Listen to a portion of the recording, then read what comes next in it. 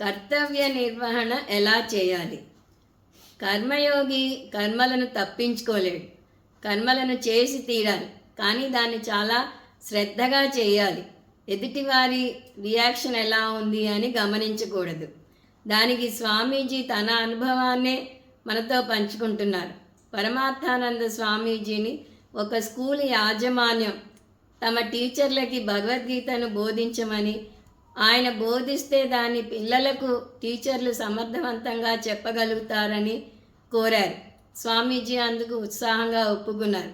కానీ తీరా అక్కడికి వెళ్తే పరిస్థితి తారుమారుగా ఉంది.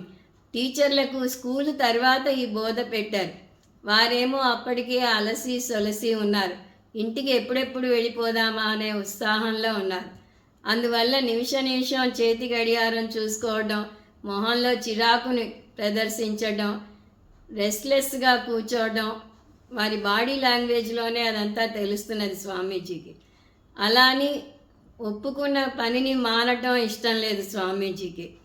ఈ సందర్భంలో ఒక కవి హృదయాన్ని గుర్తు తెచ్చుకున్నారు స్వామీజీ.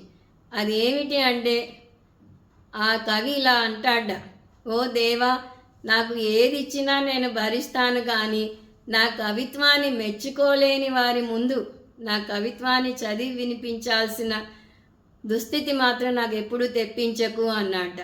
అలాగే ఉంది తన పరిస్థితి కూడా అనుకున్నారు. అంతేకాదు, రష్యా గోడ ఇంకా చాలా సన్నగా ఉంటుందేమో, వీరి గోడ ఇంకా ఎక్కువగా ఉంది అనే భావించారు స్వామీజీ.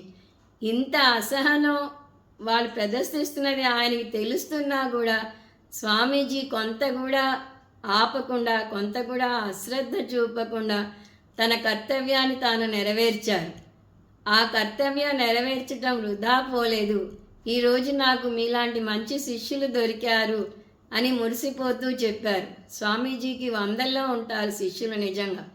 అందువల్ల మన కర్తవ్యాన్ని మనం సక్రమంగా నెరవేర్చాలి. ఎదుటివారు దాన్ని ఎలా రిసీవ్ చేసుకుంటున్నారు అన్నది మనం పట్టించుకోకూడదు అని స్వామీజీ చెప్తున్నారు.